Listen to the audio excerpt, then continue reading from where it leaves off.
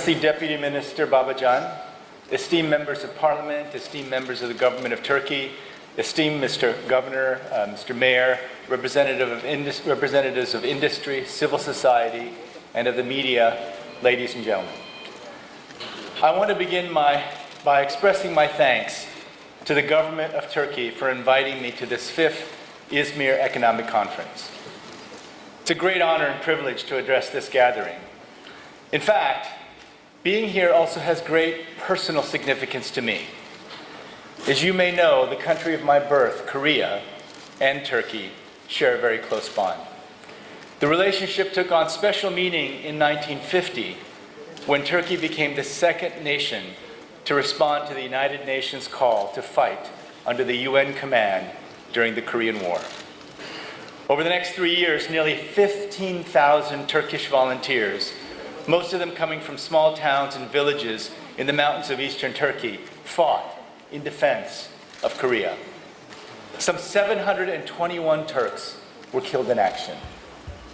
After the Turkish brigade stabilized the front in the Battle of Kunuri, the commander of the UN coalition forces, General Douglas MacArthur, said, and I quote, "The Turks are the hero of the heroes." So as a Korean American who was born in Seoul in 1959, I owe a major debt to the Turkish fighters who joined the UN command.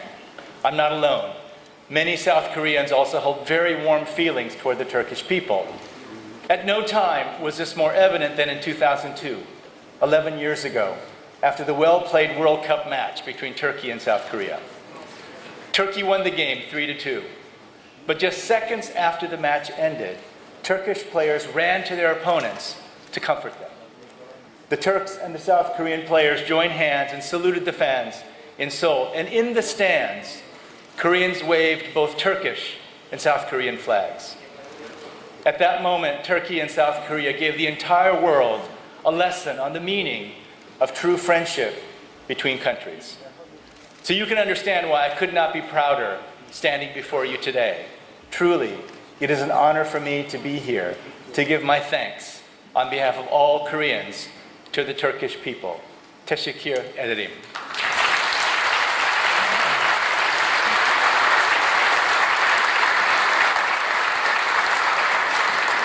I'm particularly delighted to be here in İzmir, one of the great historic trading centers in the Eastern Mediterranean. Turkey's dynamic development in recent years is expanding many of these ancient trading routes. It's an excellent location for our deliberations on the future of Turkey in the world economy. The 5th İzmir Congress is part of a proud tradition. Each Congress has occurred at an important juncture in the economic and social development of the Turkish Republic. And today, as the world economic system evolves and as Turkey becomes more important to the global economy, you are embarking on the next stage of a remarkable journey. The founding father of the Turkish Republic, Mustafa Kemal Atatürk, said, and I quote, "Economic development forms the backbone of the ideal of Turkey, which is free, independent, ever stronger, and more prosperous." Turkey has made great strides in the realization of this ideal, thanks to a solid track record of macroeconomic management and structural reforms.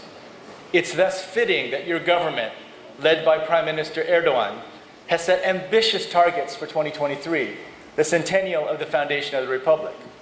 At the World Bank Group, we're also setting some ambitious goals. Earlier this year, the World Bank's governors endorsed our twin goals to end extreme poverty by 2030 and boost shared prosperity for the bottom 40% in developing countries. To reach these goals, we will need the support of all member countries of the World Bank, as well as the private sector, civil society, and private foundations. Turkey, because of the significant progress it has made in its own development, will play an important role. Turkey's economic achievements are an inspiration to many developing countries. Indeed, given the considerable interest in Turkey's success, we've started a project with the government of Turkey to share its development lessons with policymakers throughout the world. Already, our teams are bringing delegations from various countries to Turkey for knowledge exchanges. Malaysia and Kosovo were interested in the health sector, Iraq in the social security system, and Mauritania in the use of information technology. Let me share just 3 of the many lessons we believe Turkey offers to the development community. These lessons also illustrate why we value our partnership with Turkey so much.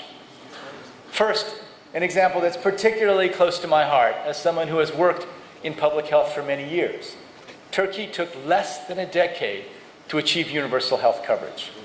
The introduction of the Health Transformation Program in 2003 initiated a root and branch reform of Turkey's health system. Since 1990, Turkey has reduced its infant mortality by 2/3, maternal mortality by 80%, and extended average life expectancy by 10 years. Countries can learn much from these policies, as well as the sequencing of reforms to create quick wins for the population and overcome the resistance of vested interests. In our flagship training course on health systems, we highlight Turkey as a case study of success in achieving universal health coverage. Second, Turkey's energy sector stands out among many emerging market economies for the strength of its regulatory framework, as well as its ability to attract billions of dollars in private investment. It's also notable for its focus on renewable energy as a key element of a greener path toward growth.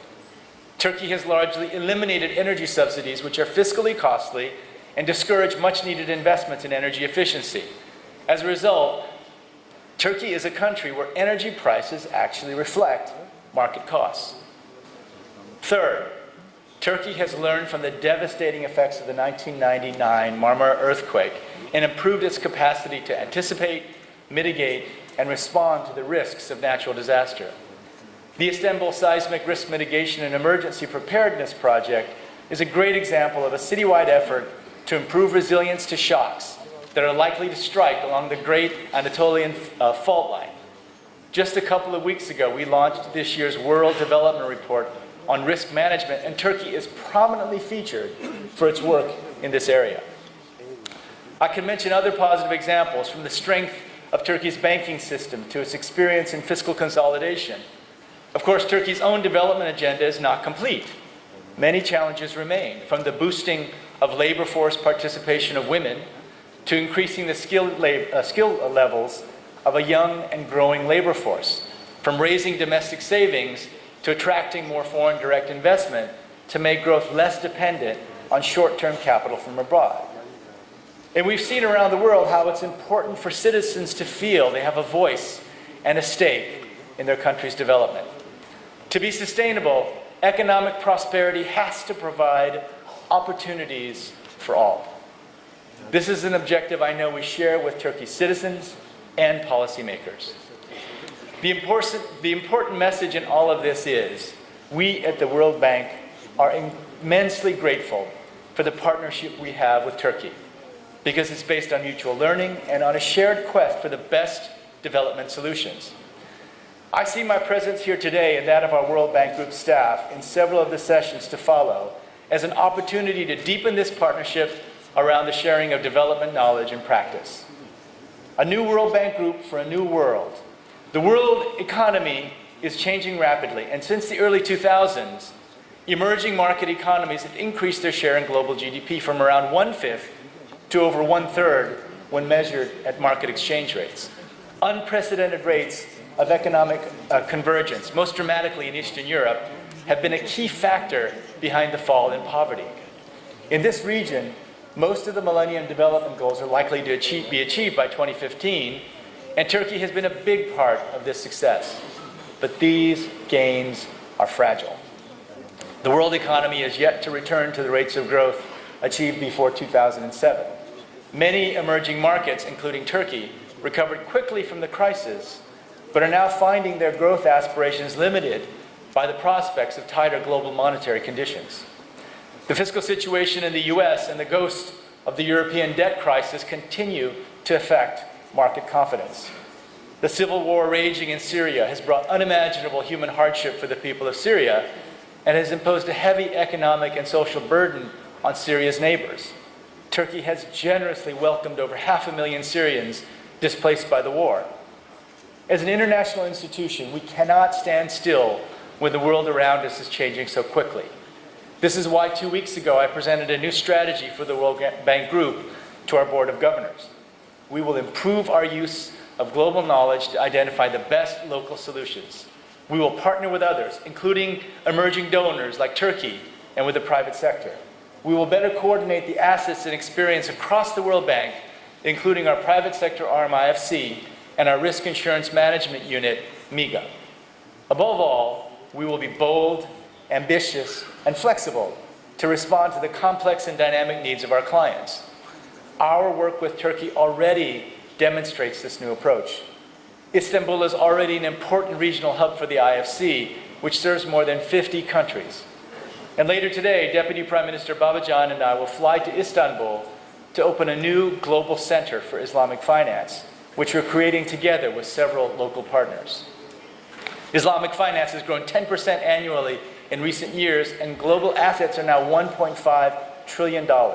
We believe Islamic finance can close financing gaps for infrastructure, venture capital, and small and medium-sized enterprises. Through the center, we hope to support regulatory solutions and provide technical assistance so Islamic finance can create jobs and prosperity around the globe. Yesterday, the Turkish Republic celebrated its 90th anniversary. So much has been achieved since the first İzmir Economic Congress held a few months before the foundation of the Republic. In a little over a year, Turkey will demonstrate its role in global leadership by chairing the G20, the premier forum for international economic and financial cooperation.